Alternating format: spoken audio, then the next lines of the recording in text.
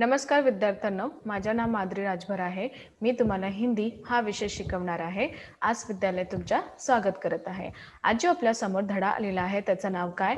खेती से आई तब्दीलिया. काय आहे तिचं नाव? खेती से आई तब्दीलिया. आणि हा धडाचा हा तिसरा सीझन आहे. कोणता सीझन आहे? तिसरा सीझन आहे.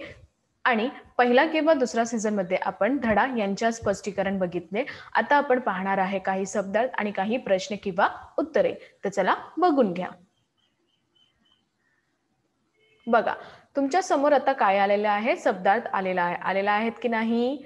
हो, तुमच्या समोर आता शब्दार्थ आलेला आहे. हिंदीतून हिंदी आणि इथे मराठी. तर याबद्दल असंही रूपांतरण करून जात आहे. बघा, पहिला शब्द तब्दीलिया म्हणजे परिवर्तन आणि इथे बदला. गुजर म्हणजे बरस आणि इथे जीविका आणि उपजीविका. पेशे म्हणजे कसबा आणि इथे काय दिलेले आहे? शहर. काय दिलेले आहे? शहर. आबाद म्हणजे बसा हुआ आणि इथे वस्ती. तर अशा प्रमाणेही इथे शब्द दिलेले जात आहे. तर अजून काय आहे बघून घ्या. बघा इथे चारगा म्हणजे जानवर को चराने की जगह. चारागाह म्हणजे जानवर यांना चारण्याची जग. तर इथे चरणे मैदाने काय दिलेले आहे? चरणे मैदाने. निपट म्हणजे एकदम आणि इथे एकाच वेळी. इथे काय दिलेले आहे? एकाच वेळी. एक बारगी म्हणजे एक समय पर आणि इथे एका वेळी. मालदार म्हणजे धनवान आणि इथे श्रीमंत. इथे काय दिलेले आहे? श्रीमंत दिलेले आहेत. सबब म्हणजे कारण आणि इथे पण कारण दिलेले आहे. तर अशा प्रमाणे इथे शब्दात दिलेले आहे, त्यांचं परिवर्तन अशा प्रमाणे मराठीतून होऊन जात आहे. तर अजून काय आहे बघून घ्या. पुन्हा बघा, तुमच्या समोर आता पहिला प्रश्न आलेला आहे. तर पहिला प्रश्न काय आहे? मनुष्य द्वारा खेती करणे पर हुए लाभ. मनुष्य म्हणजे माणूस द्वारा खेती करायचा होणाऱ्या लाभ. तर यांचं उत्तर बघा इथे दिलेले आहे. यांचा 4 उत्तर आहे. किती उत्तर आहे? 4. तर पहिला काय आहे? काम कई हिस्सों में बट गए हैं. जे काम आहे ते खूपच वेगवेगळ्या हिस्सातून बटलेले आहे. आदमी नए नए पैसे सीख रहे आणि जे माणूस आहे ते नवीन नवीन पैसे शिकत आहे. नवीन नवीन पैसे म्हणजे नवीन नवीन जे कार्य आहे ते शिकत आहे. गाव और कस्बे बने आणि गाव किंवा कसबे बनलेले आहेत. काय बनलेले आहे? गाव किंवा कसबे बनलेले आहेत. चौथा, लोग गाव कस्बों में आबाद होने लगे हे. आणि लोक जे आहे ते गावात किंवा कसबे याबद्दल आबाद होऊन जाणार आहे. कळलं की नाही? लवकरच लवकर सांगा. हो, इथे तुम्हाला मी प्रश्न जे दिलेले आहे त्यांचं उत्तर तुम्हाला 1 2 3 4 असा प्रमाणे लिहायचं आहे. कळलं? हो. तर अजून काय आहे बघून घ्या. बघा इथे आता तुमच्या समोर आलेला आहे दुसरा प्रश्न. काय आलेला आहे? दुसरा प्रश्न आलेला आहे. आता दुसरा प्रश्न कशासाठी दिलेले आहे ते आता आपण बघणार आहे. बघा, पहिला तुम्हाला लिहायचं आहे कारण लिहा. काय लिहायचं आहे? कारण लिहा. पहिला आहे अनाज सुरक्षित रखना प्रारंभ हुआ. अनाज जे आहे ते सुरक्षित राहणाऱ्या प्रारंभ झालेला होता. तर यांचं उत्तर आहे असं प्रमाणे नीटप्रमाणे ऐकून घ्या. अनाज सुरक्षित रखना आरंभ हुआ क्योंकि खेती में इतना अनाज पैदा होता था जितना वो एकदम खा नहीं सकते थे. अनाज जे आहे ते अनाज जे सुरक्षित राहणारा आरंभ झालेला होता कारण की त्यांच्याकडे इतकं अनाज पैदा होऊन जातात आहे जितका ते एकदम नाही खाऊ शकत होता. म्हणून त्याने अनाजाला सुरक्षित ठेवण्याचा प्रारंभ त्यांच्या सुरुवात केली. आता दुसरा बघून घ्या. मनुष्य को रोज शिकार खेलना पडता. मनुष्य यांना रोज शिकार खेलना पडता. तर याबद्दल इथे उत्तर दिलेले आहे. मनुष्य को रोज शिकार खेलना पडता क्योंकि मुश्किल से खाने भर को मिल जाता. मनुष्य म्हणजे माणूस यांना रोज शिकार करायला खेळत पडतं कारण की त्यांना खूपच मुश्किल बद्दल जेवायला भेटत होते. तर याप्रमाणे त्यांनी मनुष्याला रोज शिकार करणारा पळवत होता. आणि आता आपल्याकडे तिसरा प्रश्न आहे आणि चौथा. त्यांचं उत्तर मी दिलेले आहे परंतु प्रश्न मी इथेही विचारणार आहे. बघा, दुनिया में गरीब आदमी है आणि चौथा, लोग बैंक में रुपये रखते हैं. तर याप्रमाणे आता आपण तिसरा किंवा चौथा प्रश्न बघणार आहे. तर चला बघून घ्या. बघा तिसरा, दुनिया में गरीब आदमी है क्योंकि दुनिया में बुरा इंतजाम है. दुनिया म्हणजे जगातून खूपच गरीब आदमी आहे, कारण की दुनिया म्हणजे जगातून खूपच बुरं इंतजाम आहेत, याबद्दल दुनियाला म्हणजे जगाला खूपच गरीब माणूस आहे. चौथा, लोग बैंक रुपये रखते हैं, लोग बँकातून रुपये ठेवत आहे, तर याप्रमाणे क्योंकि उनके पास बहुत सा अतिरिक्त रुपया है, कारण की त्यांच्याकडे खूपच उपयुक्त खूपच अतिरिक्त म्हणजे खूपच जास्त पैसे आहेत, म्हणून ते बँकातून आपले पैसे ठेवत आहे. कळलं की नाही? हो. तर अजून काय आहे बघून घ्या. बघा, तुमच्या समोर आता तिसरा प्रश्न आलेला आहेत की नाही? हो. पहिला आहे काम का विभाजन इनमें हुआ. काम यांचं विभाजन कोण दोनाबद्दल झालेला होता? तर पहिला आहे मर्द आणि दुसरा आहे औरत. तर याप्रमाणे यांचं दोन विभाजन म्हणजे दोन भाग दिलेले आहे. तर पहिला आहे तुमचा मर्द आणि दुसरा आहे औरत. तर याबद्दल असंही वेगवेगळ्या ठिकाणी कार्याचं विभाजन केलेलं होतं. कळलं? हो. तर अजून काय आहे बघून घ्या. बघा, अजून चौथा प्रश्न आहे. चौथा प्रश्न तुमच्या समोर आलेला आहे. उस जमाने में उसे अमीर कहा जाता था जिसके पास थे. त्या जमान्यावर कोणाला अमीर कहू शकतं किंवा कोणाला अमीर सांगत होते, ज्यांच्याकडे हा सगळं होते. तर काय काय होते ते आता आपण इथे पाहणार आहे. बघा, पहिले गाय, दुसरा भेडे आणि तिसरा ऊंट आणि चौथा अनाज. तर याबद्दल हा सगळं जे तुम्हाला इथे लिहायचं आहे, हा सगळं ज्यांच्याकडे होते त्या जमान्यातून हा सगळं त्यांच्याकडे होते, ते खूपच श्रीमंत किंवा खूपच अमीर आहे असं लोक सांगत होते. कळलं की नाही? लवकरच लवकर सांगा. नाही कळाले आहे तर तुम्ही मला पुन्हा विचारू शकता. कळलं? हो. तर चला अजून बघून घ्या.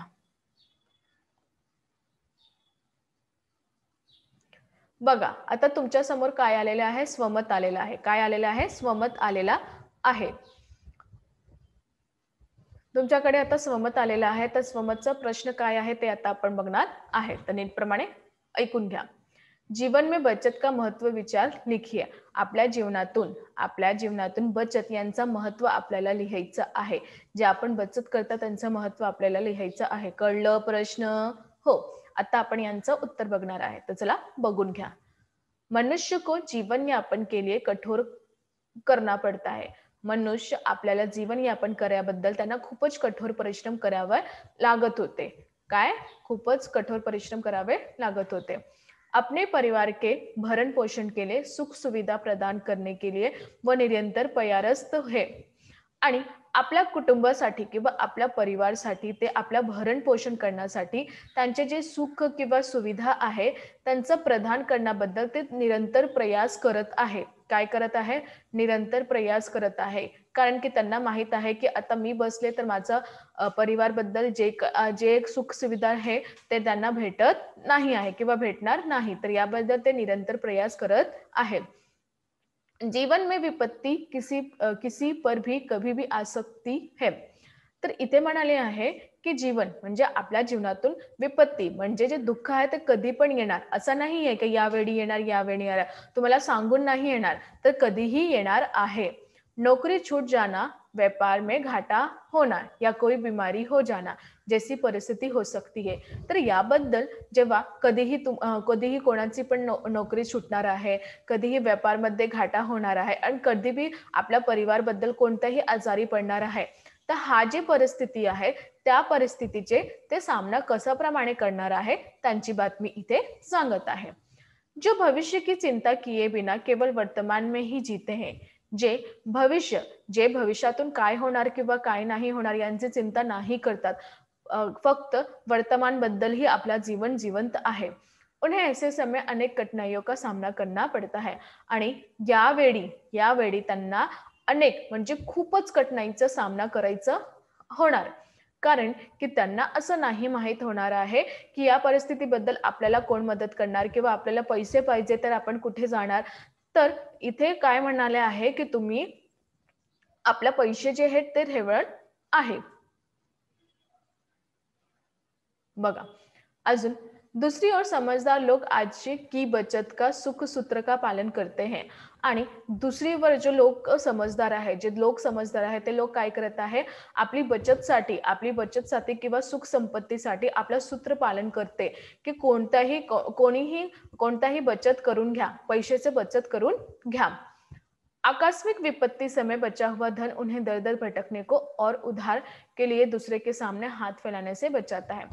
जेव्हा आपण जे आकस्मिक विपत्ती जे कधीही आपल्या समोर दुःख येतात, आकस्मिक विपत्तीचे जे आपल्याला पैसे आपण जमवून ठेवलेले आहे, त्या धनाचा उपयोग कधी होते, जेव्हा आपल्या घरी काहीही होते, तर आपलं दर-दर नाही भटकायचा, कोणाबरोबर उधार नाही घ्यायचा. हा जे आहे दुसऱ्यासमोर हात नाही टाकायचा पैशाबद्दल, तर हा सगळं परिस्थिती कधी छान होणार, जेव्हा तुम्ही बचत करणार आहे, तेव्हाही तुम्हाला हा सगळं भेटणार आहे. उनके भोजन की चिंता के स्थान पर नई नौकरी के लिए प्रयास करने या व्यापार को पुनः स्थापित करने के लिए समय होता है. आणि ज्यांच्याकडे पैसा होता त्यांच्याकडे भोजनची चिंता नाही होते आणि दुसऱ्या स्थानावर नवीन नोकरी करण्याचा प्रयास करत होते आणि व्यापार पुन्हा स्थापित करण्याचा वेळ होते त्यांच्याकडे. जेव्हा लोक बचत करणार आहे, जेव्हा तुम्ही बचत करणार आहे, तर तुमच्याकडे पण हा सगळं होणार. परंतु तुम्ही बचतही नाही करणार आहे, तर हा सगळं होणार का? नाही होणार. तर इथे पुन्हा मी सांगत आहे नीटप्रमाणे ऐकून घ्या.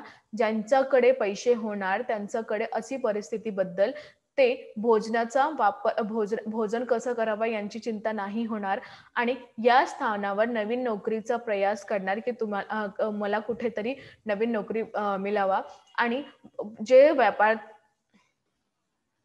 आणि जे व्यापारातून त्यांना नुकसान झालेलं ते पुनः स्थापित करणार आहे.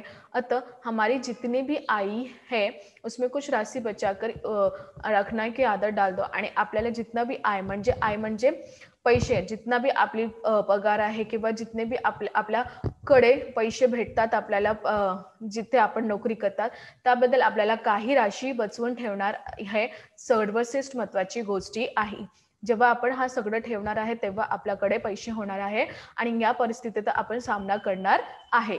कळलं की नाही? हो. तर आज आम्ही काय शिकलो? आज आम्ही शिकलो की कशाप्रमाणे प्रश्न उत्तर लिहायचा आणि कशाप्रमाणे त्यांचं उत्तरबद्दल मी तुम्हाला सांगितले आहे, की एक-एक नंबर करून एकेकाचं खाली लिहायचं आहे. कारण की तुम्ही व्यवस्थित लिहिणार तेव्हाही तुम्हाला कळणार आहे. आणि याबद्दल मी तुम्हाला पुन्हा सांगत आहे, की जिथे-जिथे तुम्हाला नाही समजलेलं आहे, तुम्ही पुन्हा-पुन्हा ऐकून घ्या. आणि स्वमतबद्दल आपल्याला हे ठाऊक झालं, की आपण जेव्हा पण काम करणार आहे, आता तो आपण अभ्यास करतोय, पण आपल्याला जेव्हा पण आपण काम करणार आहे, तर याबद्दल आपल्याला हे माहीत झालेलं, की आपल्याला वाचवायचं आहे. आपली जी राशी आहे, त्याबद्दल आपल्याला जितका आपला आवड आहे किंवा जितका आपला खर्च करायचा आहे, तितका करायचा आणि त्यामध्ये पण आपल्याला राशी वाचवायचं आहे. कारण जेव्हा आपण बचवणार, ते कधी ना कधी आपल्यासाठीही काम येणार आहे. तर पुन्हा मी सांगत आहे, सगळं नीटप्रमाणे ऐकून घ्या. जिथे-जिथे नाही कळलेलं आहे किंवा नाही समजलेलं आहे, तर पुन्हा विचारून घ्यायचं आहे. कळलं की नाही? लवकरच लवकर सांगा. हो, सगळं व्यवस्थित नीटप्रमाणे ऐकून घ्यायचं आहे. धन्यवाद.